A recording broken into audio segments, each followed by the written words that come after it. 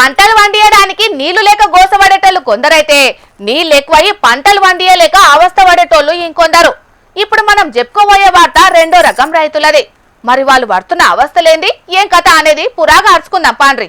రైతుల ఐక్యత, రైతుల ఐక్యత, రైతుల ఐక్యత, రైతుల ఐక్యత, రైతుల ఐక్యత, రైతుల ఐక్యత.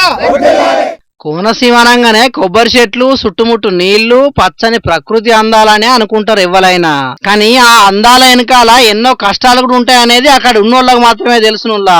గందుకే ఏండ్ల సంధి వాళ్ళు పడుతున్న కష్టాలు సర్కారు పెద్దలకే కాదు, కోనసీమ అనగానే సంబరపడేటోళ్ళకి చూద్దాం తెలవాలని ఈ వార్త మన జోరుదారులకు పట్టుకొచ్చినాం. మరి వాళ్ళ బాధ ఏందో ఈ పెద్ద మనిషి చెప్తున్నాడు. ఈనుండ్రి. ఒక 20 సంవత్సరాల క్రితం వరకు కూడా చక్కని పంటలు పండేయండి. 20 సంవత్సరాలు నాటించి ముంపుకు గురయ్యి అదిగో కనపడుతుంది చూడండి గోదావరి. ఆ గోదావరి నీరు మే నెలలో కూడా మీటర్ లోతు నీరు ఉండి చేలో ఆటలేదు, ట్రాక్టర్ దిగితే ఎక్కదు.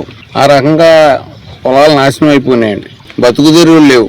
అంతా ఎస్సీ వాళ్ళు ఈ భూములు పండక నానా కష్టాలు పడుతున్నాం, వలస వెళ్ళిపోతున్నారు.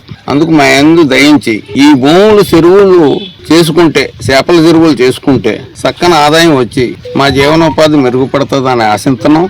కష్టపడి 10 రూపాయలు సంపాదించుకోవాలనే వీళ్ళ ఆలోచన మంచిగానే ఉన్నది గాని చేపల చెరువులు చేసుకుందామంటే అక్కడోళ్ళే కొందరు అడ్డుపడుతున్నారట. చేపల చెరువులు వద్దు, పంటలే వండించుకుందామని అంటున్నారట. మరి ఆ సర్కారు అధికారులే పంటలు వండించే మార్గం చెప్పలేకపోతున్నారు. ఇంకెక్కడ వ్యవసాయం చేస్తామని అంటున్నారు ఇల్లు. గోదావరి పాటపోట్లు వేయంగా ఆ నీళ్లు మొత్తం ఈ పొలాలలోనే ఉంటున్నాయట. ఎండాకాలంలో సుతం నడుముల వంటి నీళ్లు నిలిచిపోయేటాలకు 25 ఏళ్ల సంది వీళ్ళ భూములు మొత్తం ఉప్పు నీళ్లతోని బీడు వారిపోయినాయట. మా పొలాలన్నీ వ్యవసాయానికి అనుకూలంగా మారాలంటే డ్రైనేజ్ వ్యవస్థను సరి చేయాలి, లేకుంటే మా భూములను చేపల చెరువులుగా మార్చుకునేందుకు ఛాన్స్ ఇయ్యాలి. ఇప్పటికే చాలా మంది ఈ ఊరు నుంచి వలస పోయినరు. ఇట్లనే ఉంటే మిగిలిన వాళ్ళు కూడా వలస పోయే పరిస్థితి వస్తుంది కాబట్టి మమ్మల్ని ఆదుకోవాలని అంటున్నారు అక్కడి ప్రజలు.